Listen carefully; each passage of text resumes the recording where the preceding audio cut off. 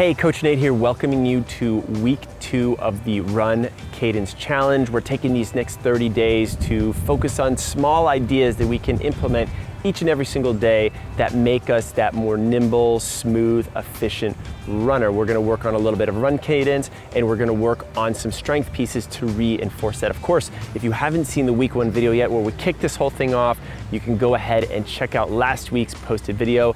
Otherwise, we're gonna dig into this week's mission, the sessions we have laid out for you, and let's dig in.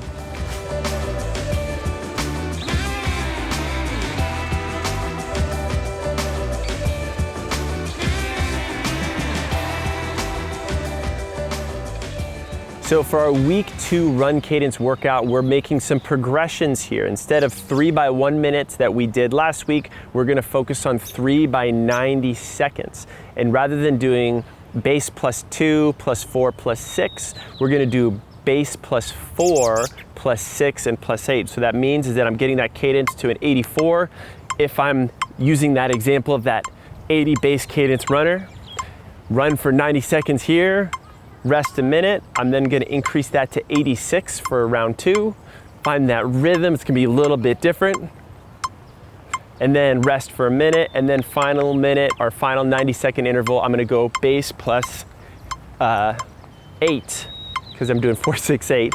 Almost got you there. We're focusing on that rhythm change for that 8. Man, it is hard to focus on this rhythm and talk to you guys at the same time, who knew? So this cadence metronome thing is big. Remember, I'm not trying to run faster as the cadence increases. I'm trying to adjust my stride length so I can keep the same effort. Rather than focus on what our feet are doing today, we're gonna focus on our arm swing, and that's gonna become more relevant and important in our next segment. So the key thing we want to talk about this week is our arm swing. And it's good to ask the question, what does our arm swing even do? Like, why do we swing our arms? Why do sprinters swing their arms bigger and more? Why do long endurance runners swing their arms a little bit less? What happens when the arm swing goes away? Just to get things started, it's helpful to think about even how we walk. Now, if you notice, just even without thinking, you naturally contralaterally swing your arms with your legs. It would look very strange and very unnatural if you were to walk like this with both an arms and legs in unison. And the reason why we naturally contralaterally swing, which means that we swing in opposition, is that our upper body helps control all these rotational forces at the spine.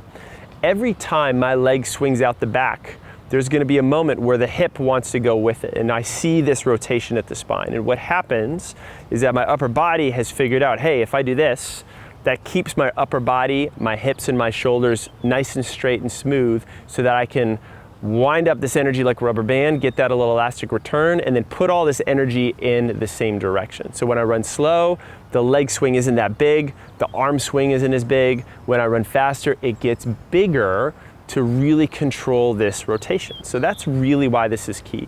It also means that if I get tight and stiff and fatigue in the shoulders and the arm swing gets a little bit smaller, guess what? I've just impacted my body's ability to resist rotation and to smoothly and efficiently handle that higher velocity and that higher speed. So basically what I've just done is I've put the parking brake on at mile 18 of the marathon when I need that brake off at the most. So key thing, and what we're gonna do with our drill this week is instead of focusing on what my feet are doing, I'm gonna focus on my arm swing. So if I have this at 88, instead of my feet, I'm gonna think about my elbow out the back every single time.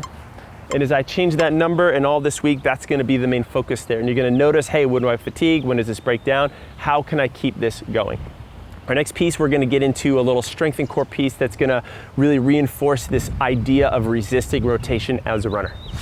So your core challenge this week is to accumulate 3 minutes total in a single arm plank. That would be about 90 seconds per side. And again, you can break it down into smaller segments. If you can only do 10 to 20 seconds per side, per arm, let yourself rest. You could spread those 3 minutes out the whole day, or you could just get it in the end of one system, or in the end of one session.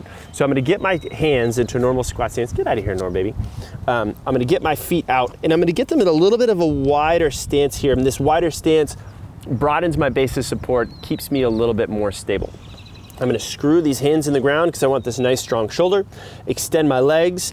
And the key thing is that I'm not just gonna think about a strong core is in my abs, but I'm gonna think about strength and stability everywhere. I wanna be a pillar. So shoulders, abs, back is strong, and my quads, hamstrings, and glutes are all flexed. So I'm gonna be here, and what I'm gonna focus on is pulling one arm up here.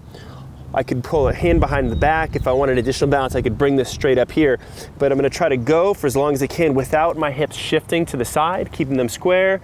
I could rest, I could go ahead and shift over to the other side and hold, trying to breathe as I go. It looks simple, but it is a challenge. And I know you guys are up for it though, but it's gonna really help us reinforce how our body resists that rotation that happens when we're on one leg as we run. Don't forget, at the end of week 2, we are going to retest ourselves and check in on this cadence. You're gonna run that 1 mile at that 6 out of 10 effort, not with any metronome or anything, but you're just going to count for 1 minute, 1 foot hitting the ground in one of the final minutes of that run. And we just wanna see, hey, have I made any changes from when I started 2 weeks ago that will reset and become my new base for the final 2 weeks of workouts? Or if I'm a little late to the party and I wanna jump in and see what all this whole Run Cadence thing is all about, you can jump in with us for the final 2 weeks too. Remember, you can actually do these workouts in an interactive, coached manner in our app just by downloading it in the description of this video down below. We've got a lot of other great follow-along mobility exercises and full-on run plans and programs that you can go ahead and follow too. And of course, guys, like this video. If you like this, we love that you're participating in the challenge. Drop any comments or questions. How is week 2 going? Are you progressing okay? And of course, subscribe to our channel, guys, because we got new videos coming out each and every week, including this challenge. We want you to be part of it. We'll see you in the next one.